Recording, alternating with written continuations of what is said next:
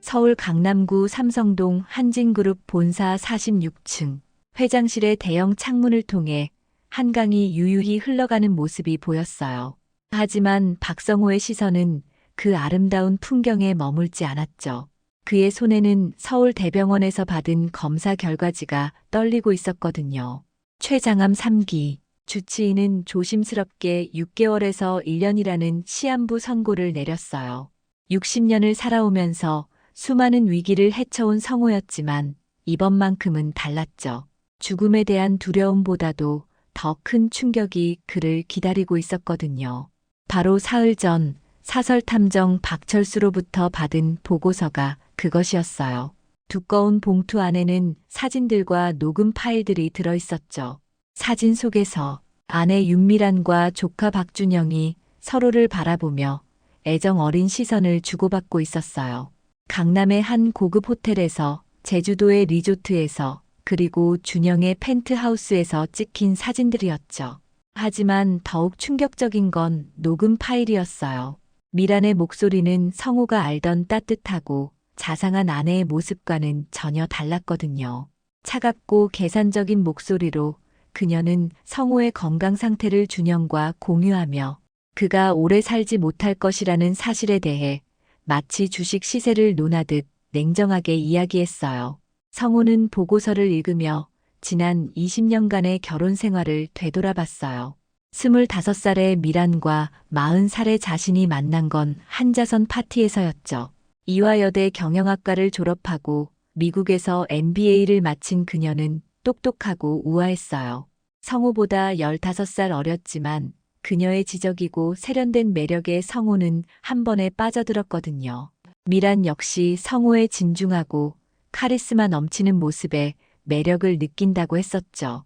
그들의 결혼식은 사교계의 화제가 되었고 모든 사람들이 완벽한 커플이라고 부러워했어요. 결혼 후 미란은 정말 완벽한 아내였어요. 그녀는 회사 행사에서 우아하게 사교를 했고 성호의 사업 파트너들과의 만남에서도 품격 있는 모습을 보여줬죠. 집에서는 자상한 어머니이자 헌신적인 아내였어요. 성호가 늦은 밤 집에 돌아와도 따뜻한 음식을 준비해 두었고 그의 건강을 세심하게 챙겼거든요. 때로는 성호의 사업 결정에 대해서도 날카로운 통찰력을 보여주며 조언을 해주곤 했어요. 성호는 그런 미란을 진심으로 사랑했고 평생의 동반자라고 믿어 의심치 않았죠. 하지만 이제 그 모든 것이 거짓이었다는 사실을 알게 되었어요. 미란은 성호를 사랑한 적이 없었어요. 그녀에게 성호는 단지 돈과 지위를 가져다주는 수단에 불과했죠. 더욱 충격적인 건 그녀가 조카 준영과 불륜을 저지르고 있다는 사실이었어요. 준영은 성호의 형의 아들로 어려서부터 성호가 친아들처럼 키워왔어요. 그는 서울대 경영학과를 졸업하고 하버드에서 MBA를 마친 후 회사에 들어와 현재는 전무로 일하고 있었죠. 성호는 언젠가 준영이 자신의 뒤를 이어 회사를 이끌어갈 것이라고 생각했거든요. 하지만 그 준영이 자신을 배신하고 있었던 거예요. 탐정의 보고서에 따르면 미란과 준영의 관계는 이미 5년 전부터 시작되었어요. 처음에는 단순한 호감에서 시작되었지만 점차 육체적 관계로 발전했고 최근에는 성호의 재산과 회사 경영권을 노리는 치밀한 계획까지 세우고 있었죠. 그들은 성호가 췌장암 진단을 받았다는 사실을 이미 알고 있었어요. 그리고 그의 죽음을 기다리며 사후 계획을 구체적으로 논의하고 있었죠. 미라는 이미 성호의 개인 자산에 대해 상세히 조사해 두었고 해외 비자금 계좌의 존재까지 파악하고 있었어요. 성호는 분노보다는 깊은 허탈감을 느꼈어요. 자신이 평생 믿고 의지했던 사람들이 모두 거짓말을 하고 있었다는 사실이 견디기 어려웠거든요. 하지만 그는 감정에 휩쓸리지 않으려 노력했어요. 평생 냉철한 경영자로 살아온 그에게는 이 상황조차 하나의 비즈니스 문제처럼 다가왔죠. 문제가 있으면 원인을 파악하고 해결책을 찾는 것. 그것이 그의 철학이었어요. 하지만 이번 문제는 이전에 직면했던 어떤 경영상의 위기보다도 복잡하고 개인적이었죠. 성우의 머릿속에는 여러 가지 선택지가 떠올랐어요. 즉시 미란과 준영을 추궁하고 이혼 절차를 밟는 것. 그게 가장 간단한 방법이었죠. 하지만 그렇게 하면 그들은 아무런 처벌도 받지 않은 채 상당한 재산을 가지고 도망갈 거였어요. 미라는 이미 이혼에 대비해 재산을 빼돌리고 있었고, 준영은 회사 내에서 자신의 입지를 강화해 가고 있었거든요. 성우는 단순히 그들을 쫓아내는 게 아니라 그들의 탐욕이 어디까지 갈 수 있는지 확인하고 싶었어요. 그리고 그들이 정말로 자신을 어떻게 생각하는지 알고 싶었죠. 그날 저녁 성우는 오랜 친구이자 서울대 의대 동창인 서울대병원 원장 김태준에게 전화를 걸었어요. 김 원장은 성우와 같은 해에 의대에 입학했지만 다른 과를 전공했고 졸업 후에는 의료계에 몸담으며 뛰어난 실력을 인정받아 원장까지 오른 인물이었죠. 또한 그는 한진그룹의 의료재단 이사장직도 겸하고 있어서 성우와는 공적으로도 사적으로도 가까운 사이였어요. 성우는 김 원장에게 급히 만나자고 했고, 그날 밤 늦은 시간 김 원장의 개인 진료실에서 둘만의 은밀한 만남이 이루어졌죠. 김 원장의 진료실은 조용하고 아늑했어요.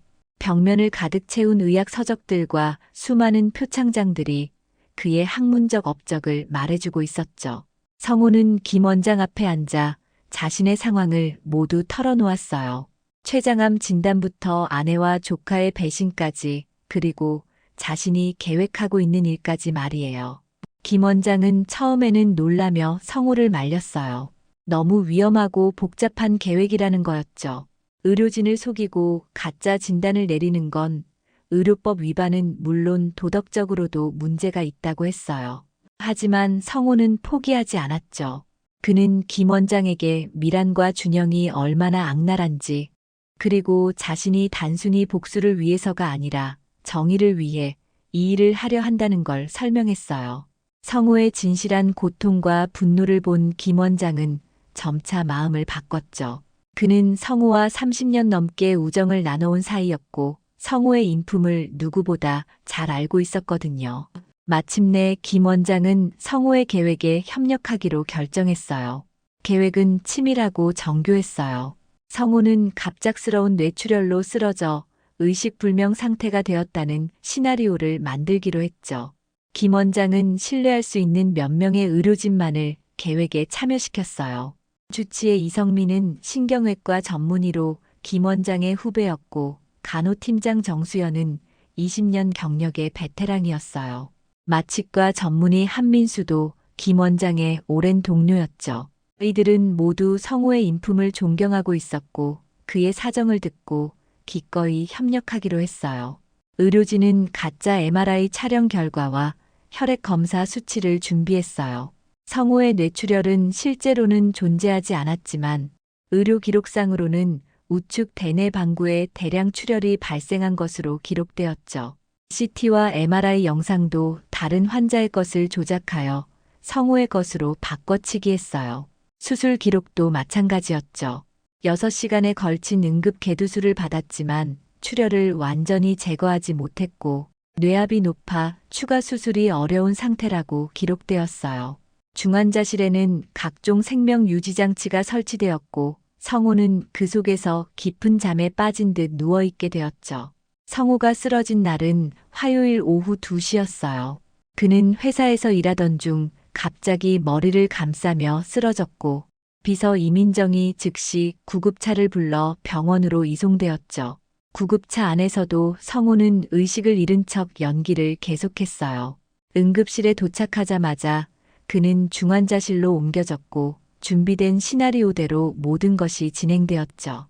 소식을 들은 미라는 급히 병원으로 달려왔어요. 그녀의 얼굴에는 충격과 슬픔이 역력했지만 성우는 그것이 연기라는 걸 알고 있었죠. 미라는 의료진에게 상황을 묻고 회복 가능성에 대해 집요하게 질문했어요. 그녀의 질문들은 마치 보험 심사관처럼 세밀하고 구체적이었어요. 정확한 진단명이 무엇인지, 수술 성공률은 어느 정도인지, 의식을 회복할 가능성은 얼마나 되는지, 회복된다면 후유증은 어느 정도일지 등등. 의사들은 준비된 답변을 내놓았죠. 뇌사 상태는 아니지만 의식을 회복할 가능성은 10% 미만이며 설령 깨어난다 하더라도 심각한 언어장애와 운동장애가 남을 것이라고 설명했어요. 준영도 곧 병원에 도착했어요. 그는 겉으로는 삼촌의 상태를 걱정하는 조카의 모습을 했지만 성우는 그의 눈빛에서 다른 감정을 읽을 수 있었죠. 기대와 계산, 그리고 약간의 불안이 섞인 복잡한 표정이었어요.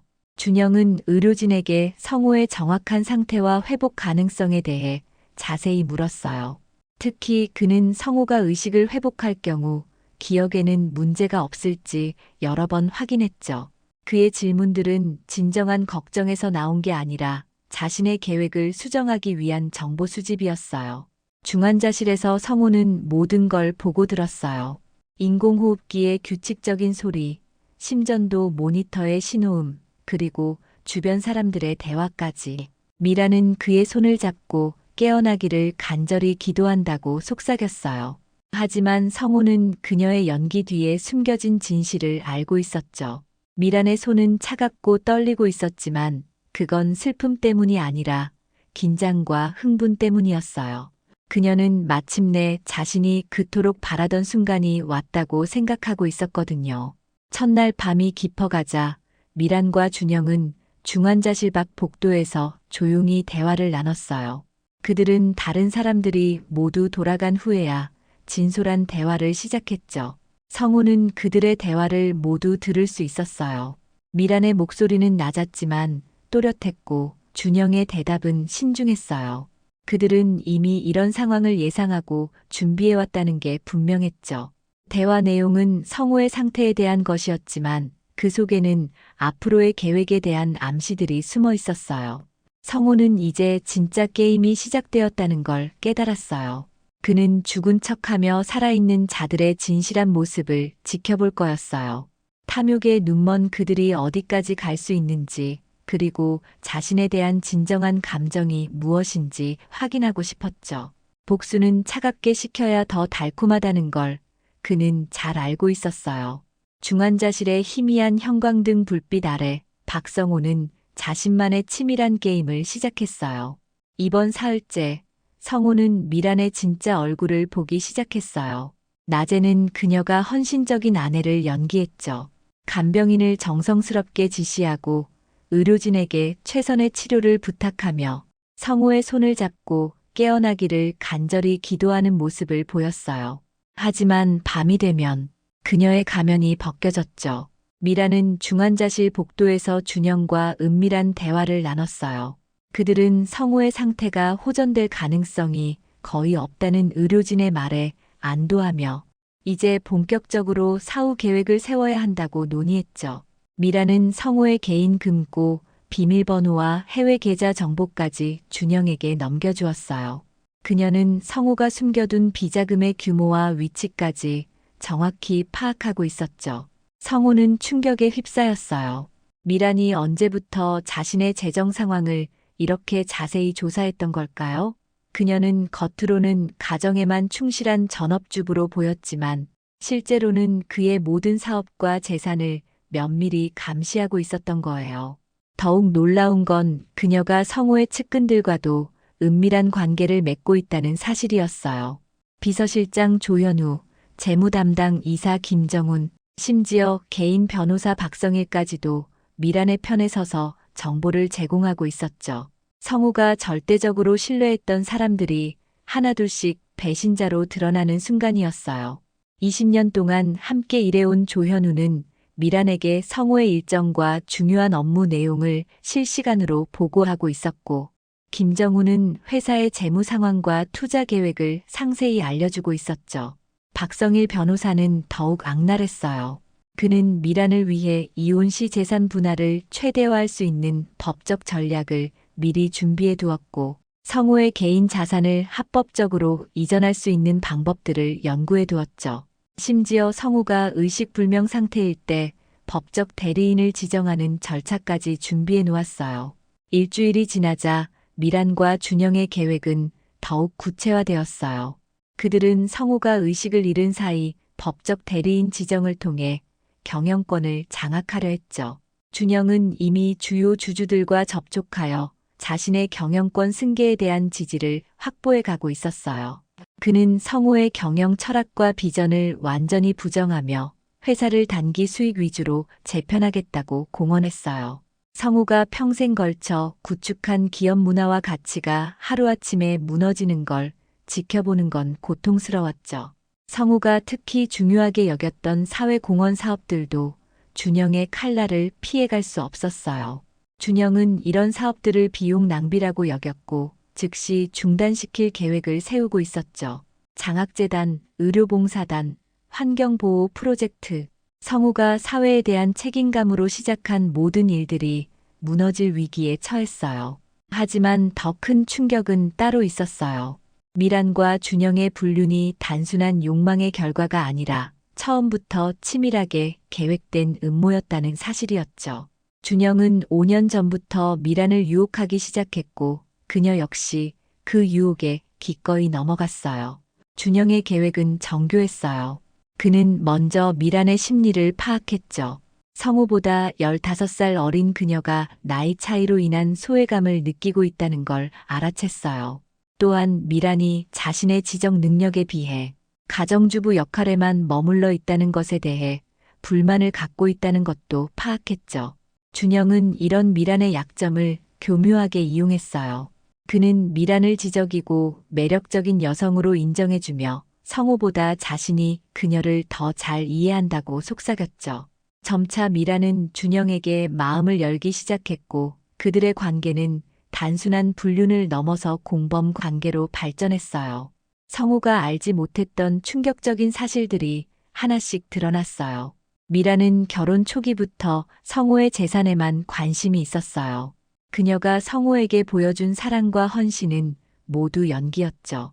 심지어 그들 사이에 아이가 없는 것도 미란의 의도적인 선택이었어요. 아이가 있으면 이혼 시 재산 분할이 복잡해질 수 있다고 판단했던 거죠. 미란은 결혼 생활 내내 성우를 속여왔어요. 그녀는 성우가 출장을 갈 때마다 그의 서재에 몰래 들어가 중요한 서류들을 복사했고 컴퓨터에서 비밀번호를 알아내어 개인 계좌 정보를 빼냈죠. 심지어 성우의 통화 내용도 몰래 녹음했어요. 두 번째 주가 되자 그들의 대화는 더욱 노골적이 되었어요. 미라는 성고의 장기간 치료가 경제적 부담이 된다며 차라리 자연스럽게 보내드리는 게 어떻겠냐고 제안했죠. 준영은 처음에는 망설였지만 미란의 설득에 점차 동조하기 시작했어요. 그들은 의료진 몰래 성우의 생명 유지 장치를 조작하는 방법에 대해 논의했어요. 미란은 인터넷에서 관련 정보를 찾아보았고 준영은 의료 관련 지인들에게 은밀히 문의했죠. 그들의 계획은 점점 구체화되고 있었어요. 성우는 경악했어요. 그들이 탐욕스럽다는 건 알고 있었지만 설마 살인까지 계획하고 있을 줄은 몰랐죠. 이제 이건 단순한 배신을 넘어서 생명을 위협하는 범죄였어요. 그는 즉시 김 원장에게 은밀한 신호를 보내 보안을 강화하도록 했어요. 신뢰할 수 있는 간병인들이 24시간 교대로 그를 지켰고 모든 의료 장비에는 조작 방지 장치가 설치되었어요. 또한 중환자실에는 보이지 않는 곳에 CCTV가 추가로 설치되어 미란과 준영의 모든 행동이 녹화되고 있었죠. 하지만 미란의 시도는 계속되었어요. 어느 깊은 밤 그녀는 간병인이 잠깐 자리를 비운 사이 중환자실에 들어와 산소호흡기의 설정을 바꾸려 했어요. 그녀의 손은 떨리고 있었지만 그 행동은 확고했죠. 성우를 죽이겠다는 의지가 분명했어요. 다행히 간호사 정수연이 정기 순찰을 나와 그녀의 행동을 목격했어요. 미라는 황급히 남편을 걱정하는 아내 행세를 했죠. 그녀는 남편의 상태가 궁금해서 기계들을 살펴보고 있었다고 둘러댔어요. 하지만 성우는 모든 걸 보고 있었어요. 그의 마음속에서 마지막 남은 애정의 불씨마저 완전히 꺼져버렸어요. 다음 날 미란과 준영은 더욱 치밀한 계획을 세웠어요. 그들은 성우의 의료진 중 매수할 수 있는 사람이 있는지 알아보기 시작했죠. 특히 야간 근무자들에게 관심을 보였어요. 그들은 거액의 돈을 제시하며 은밀히 접촉했어요. 하지만 김 원장이 선별한 의료진들은 모두 성호의 편이었어요. 그들은 미란과 준영의 제안을 즉시 김 원장에게 보고했고 이 모든 내용이 녹음되었죠. 미란과 준영은 자신들이 함정에 빠지고 있다는 걸 전혀 눈치채지 못했어요. 성호는 그들의 대화를 들으며 인간의 탐욕이 얼마나 무서운지 깨달았어요.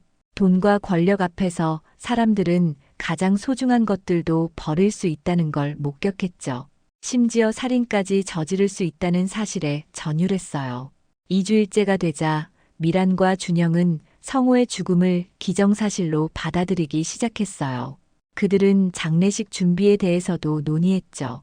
어떤 형태의 장례식을 할지, 누구를 초대할지, 언론에는 어떻게 발표할지까지 세세하게 계획했어요. 특히 미라는 장례식에서 자신이 어떤 모습을 보여야 할지 연습까지 했어요. 슬픔에 잠긴 미망인의 모습, 남편을 잃은 충격에서 헤어나지 못하는 연기를 완벽하게 준비했죠. 그녀는 거울 앞에서 눈물을 흘리는 연습까지 했어요. 준영 역시 장례식 후 자신의 역할에 대해 구상했어요.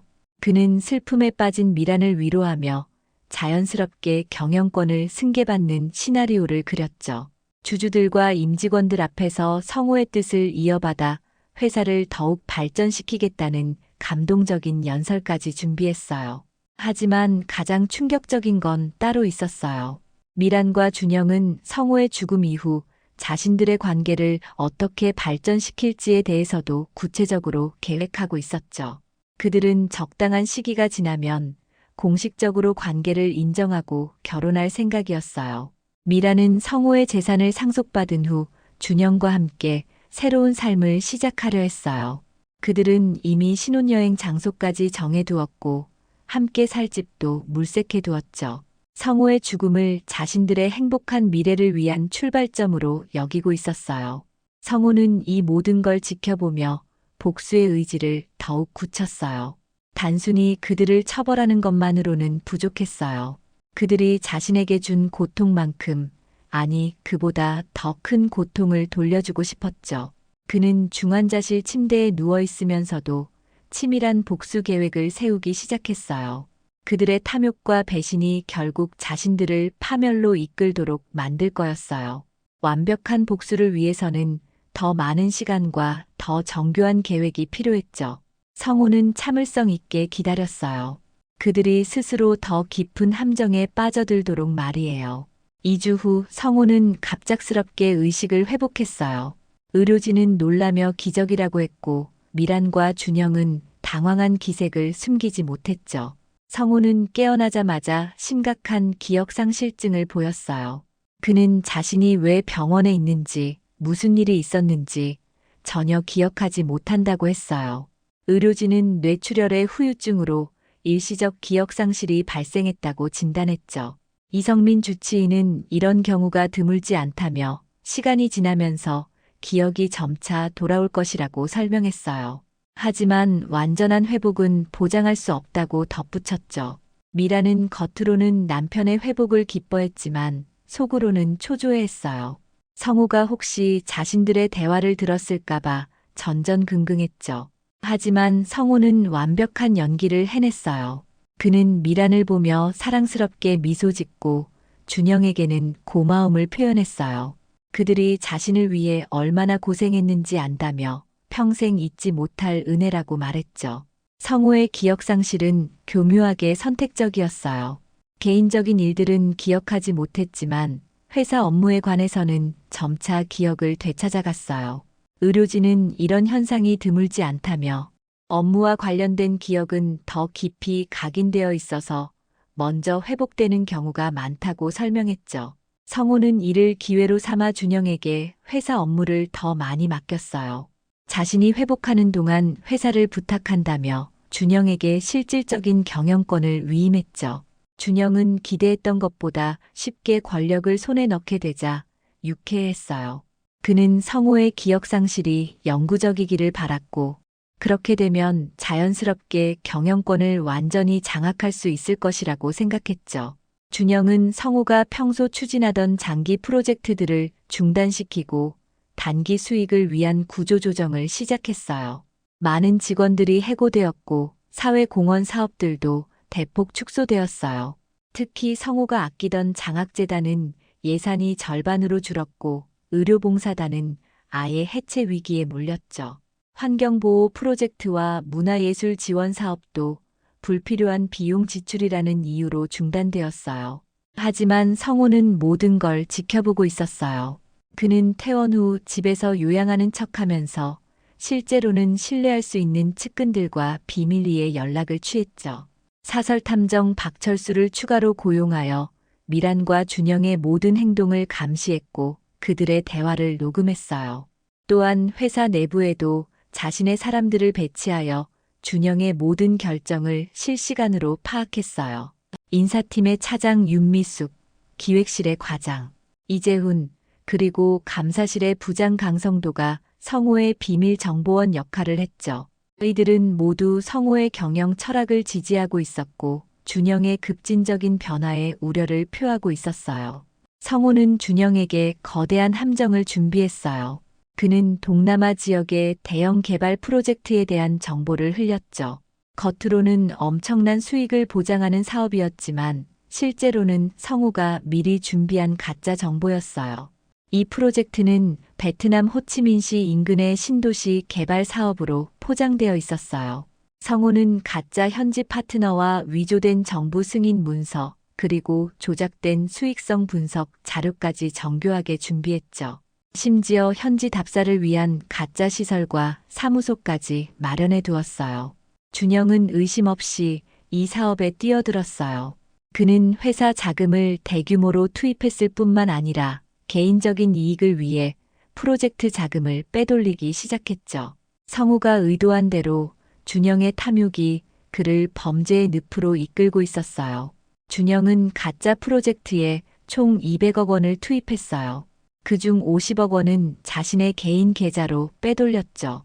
그는 이를 위해 복잡한 유령회사 네트워크를 구축했고 해외 계좌까지 개설했어요. 모든 과정이 성우의 감시 하에 이루어지고 있었지만 준영은 전혀 눈치채지 못했어요. 성우는 준영의 횡령 증거를 차곡차곡 수집했어요.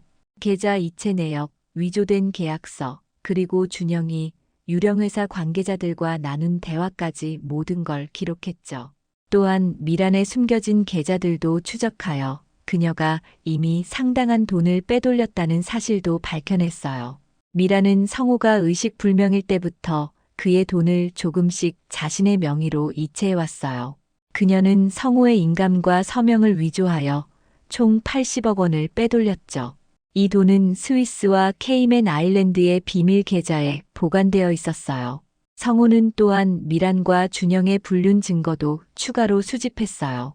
그들의 호텔 출입 기록, 해외여행 사진, 그리고 서로에게 보낸 문자 메시지와 이메일까지 모든 걸 확보했죠.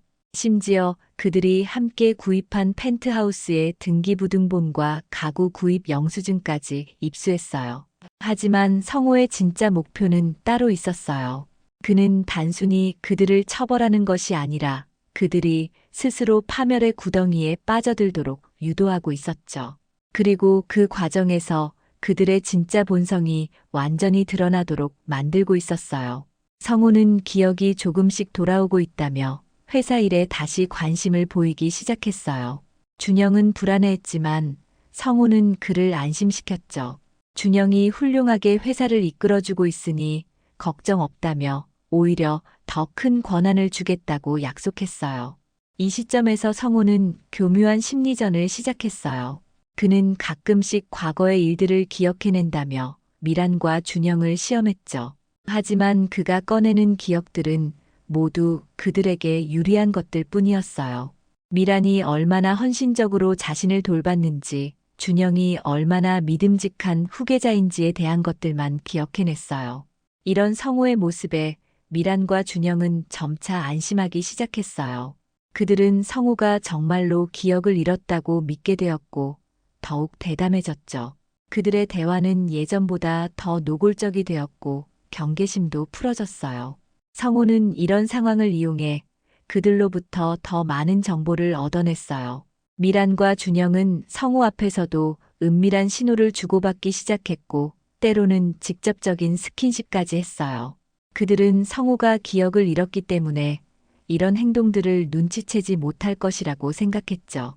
또한 성우는 그들의 미래 계획에 대해서도 더 자세히 알게 되었어요.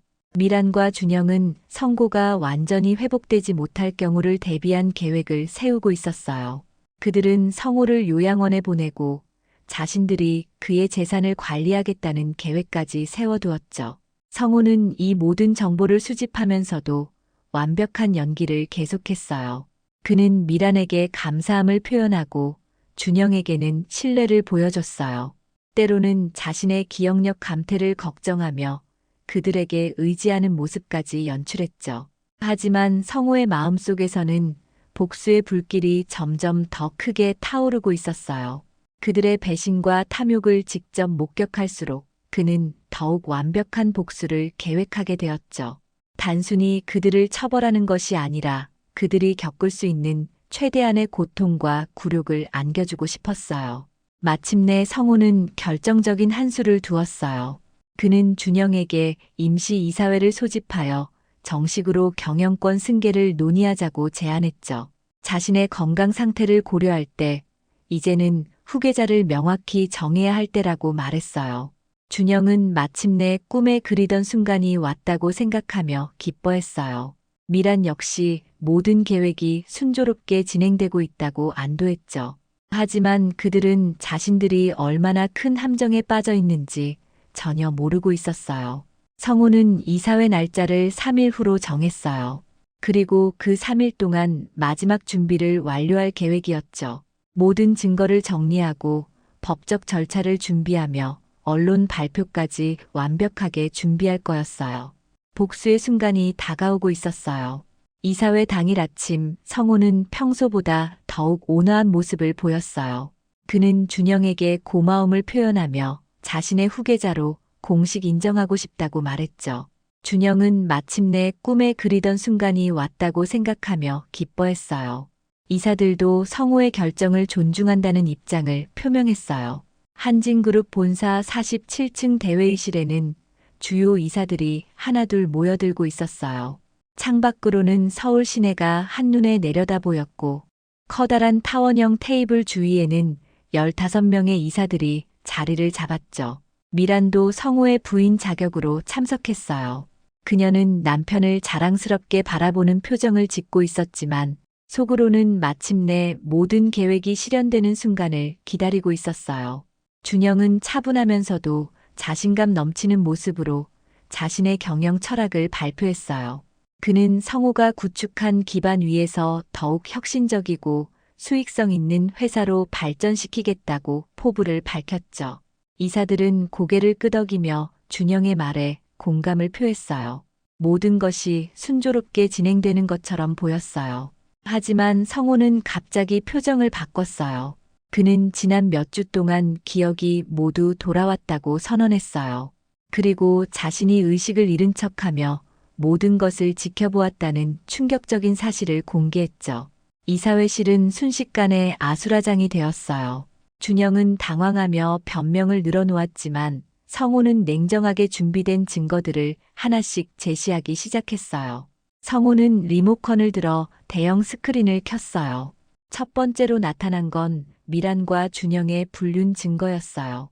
강남의 한 고급 호텔 로비에서 서로를 안고 있는 사진, 제주도 리조트에서의 밀월 여행 사진들, 그리고 준영의 펜트하우스에서 함께 나오는 모습까지 호텔 출입 기록과 함께 제시된 증거들은 그들의 5년간의 불륜 관계를 명확히 보여주고 있었어요.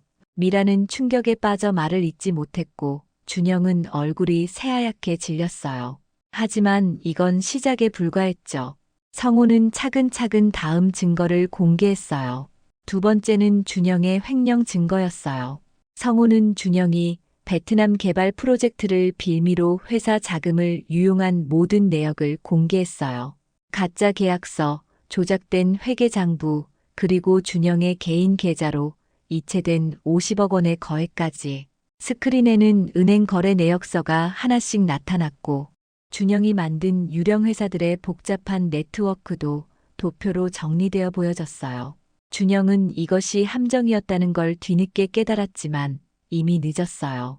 그는 실제로 돈을 빼돌렸고 그 모든 과정이 기록되어 있었거든요. 이사들은 경악한 표정으로 스크린을 바라보고 있었어요. 세 번째는 미란의 재산 횡령 증거였어요. 성우가 의식불명 상태일 때 그녀가 빼돌린 80억 원의 자금 내역이 낱낱이 공개되었어요.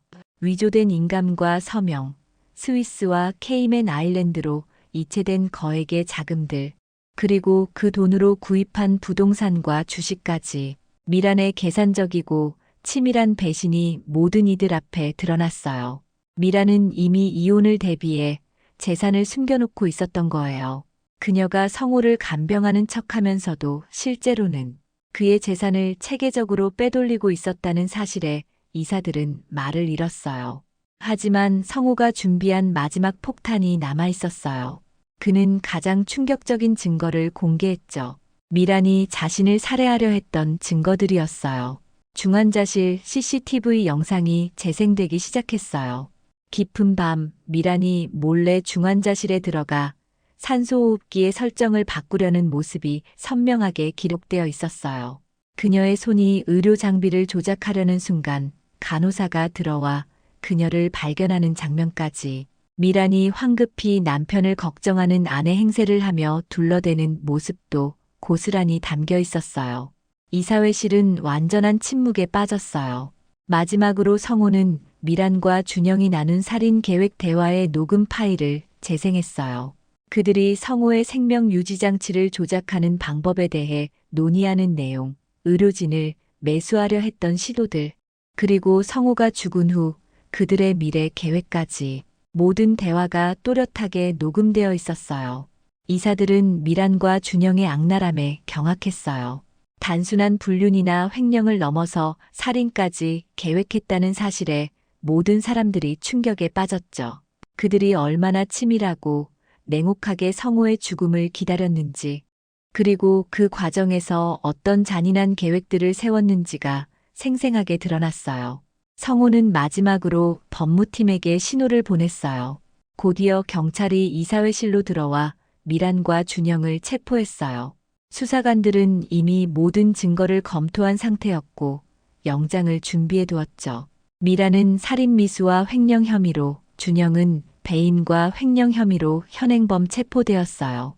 미란은 체포되는 순간까지도 자신의 결백을 주장했어요. 하지만 그녀의 변명은 이미 확보된 증거들 앞에서 아무런 힘을 발휘하지 못했죠. 준영은 체념한 듯 고개를 숙인 채 연행되었어요. 이사회실에 남은 사람들은 모두 충격에서 헤어나지 못하고 있었어요. 성우는 이사들을 향해 조용히 말했어요. 자신은 이제 회사에서 물러나겠다고, 이런 일을 겪고 난 후 더 이상 경영 일선에 머물 수 없다고 했죠. 대신 신뢰할 수 있는 전문 경영인에게 회사를 맡기겠다고 선언했어요. 그는 또한 자신의 개인 재산 상당 부분을 사회에 환원하겠다고 약속했어요. 탐욕 때문에 무너진 가족의 아픔을 사회적 가치 창조로 승화시키겠다는 거였어요. 이사들은 성우의 결정을 존중한다며 지지를 표명했어요. 그 후 며칠 동안 언론은 이 사건을 연일 보도했어요. 대기업 회장이 죽은 척하며 아내와 조카의 배신을 밝혀낸 충격적인 사건은 사회적 이슈가 되었죠. 미란과 준영의 재판은 법정을 가득 메운 방청객들과 기자들의 관심 속에서 진행되었어요. 검찰은 미란과 준영에게 각각 중형을 구형했어요. 미란에게는 살인미수와 횡령 혐의로 15년형을, 준영에게는 배임과 횡령 혐의로 12년형을 구형했죠. 변호인들은 정상 참작을 호소했지만 증거가 너무나 명확했어요. 재판 과정에서 더 많은 진실들이 드러났어요. 미란과 준영이 성우의 다른 측근들까지 매수하려 했던 시도들, 그들이 계획했던 더 정교한 살인 방법들, 그리고 성우의 죽음 이후 회사를 어떻게 분할하려 했는지까지 모든 계획이 상세히 밝혀지면서 사회는 더욱 큰 충격에 빠졌어요. 1심 재판에서 미란은 15년형을 선고받았고 준영은 12년형을 받았어요. 그들의 모든 재산은 동결되었고 빼돌린 자금들도 모두 회수되었죠. 사회적으로도 그들은 완전히 매장되었어요. 친구들과 지인들은 모두 등을 돌렸고 언론은 그들을 탐욕의 화신이라고 비난했어요. 미란의 친정 가족들도 그녀와 관계를 끊었어요. 그들은 미란의 행동이 가문의 명예를 실추시켰다며 분노했죠. 준영의 부모인 성호의 형과 형수도 아들을 포기했어요. 그들은 성호에게 무릎을 꿇고 사죄했지만 가족 관계는 회복될 수 없었어요. 성호는 조용히 회사를 떠났어요. 그는 검증된 전문 경영인인 박인규 전 삼성전자 부사장을 새로운 회장으로 추천했고 이사회는 만장일치로 이를 승인했어요. 성호는 명예회장 직함도 거절하고 완전히 경영에서 손을 떼었어요. 그 후 성호는 작은 사회복지재단을 설립했어요. 재단의 이름은 새희망재단이었고 불우한 이들을 돕는 일에 전념했죠. 그는 자신의 재산 대부분을 재단에 기부했고 직접 현장에서 봉사활동을 했어요. 장학사업, 의료지원, 그리고 소외계층을 위한 다양한 프로그램들을 운영했어요. 가끔 성호는 중환자실에서 보낸 그 2주간을 떠올렸어요. 그때의 고통스러운 경험이 오히려 인생의 진정한 가치가 무엇인지 깨닫게 해주었다고 생각했어요. 탐욕은 결국 자신을 파멸로 이끌고 진정한 행복은 다른 사람을 위해 살 때 찾을 수 있다는 걸 깨달았죠. 성호의 복수는 완벽했어요. 미란과 준영은 자신들의 탐욕으로 인해 모든 걸 잃었고 사회적으로도 완전히 매장되었어요. 하지만 성호가 얻은 진짜 승리는 따로 있었어요. 그는 복수를 통해 정의를 실현했을 뿐만 아니라 자신의 삶의 방향도 완전히 바꿀 수 있었거든요. 몇 년 후 새희망재단은 국내 최고의 사회복지단체 중 하나로 성장했어요. 성호는 더 이상 기업인이 아닌 사회복지사로서 새로운 인생을 살고 있었어요. 그는 진정으로 의미 있는 삶이 무엇인지 깨달았고 매일을 보람되게 보내고 있었죠. 감옥에 갇힌 미란과 준영은 후회하고 있었지만 이미 돌이킬 수 없었어요. 그들의 탐욕이 가져온 결과는 너무나 혹독했고 앞으로도 오랫동안 그 대가를 치러야 했어요. 성호의 치밀한 복수는 완벽하게 성공했고 정의는 실현되었어요. 3년 후 성호는 서울 외곽의 작은 요양원에서 할머니의 손을 잡고 있었어요. 새희망재단이 운영하는 이 요양원은 가족이 없는 어르신들을 위한 곳이었죠. 할머니는 성호를 친손자처럼 여기며 환하게 웃고 있었어요. 창밖으로는 아이들의 웃음소리가 들려왔어요. 재단에서 운영하는 지역 아동센터에서 공부하는 아이들이었죠. 성호는 그 소리를 들으며 미소를 지었어요. 이런 소소한 일상이 그에게는 과거 어떤 성공보다도 소중했거든요. 오늘 아침 신문에는 작은 기사가 실렸어요. 미란이 감옥에서 병을 얻어 치료를 받고 있다는 내용이었죠. 준영은 모범수로 활동하며 출소 후 새 삶을 준비하고 있다고 했어요. 성호는 그 기사를 보며 더 이상 분노나 원망을 느끼지 않았어요. 그저 그들도 언젠가는 진정한 참회를 할 수 있기를 바랄 뿐이었죠. 핸드폰이 울렸어요. 재단 직원으로부터 온 연락이었어요. 새로 짓고 있는 쉼터 공사가 순조롭게 진행되고 있다는 소식이었죠. 성호는 할머니의 손을 한 번 더 꼭 잡고 일어났어요. 밖으로 나가며 성고는 하늘을 올려다봤어요. 구름 한 점 없는 맑은 하늘이 펼쳐져 있었어요. 그는 깊게 숨을 들이마셨죠. 복수는 끝났지만 진짜 인생은 이제부터 시작이라는 생각이 들었어요. 성호는 발걸음을 옮겼어요. 오늘도 그를 기다리는 사람들이 있었거든요. 과거의 박성호는 죽었고 이제는 진정한 자신으로 살아가고 있었어요.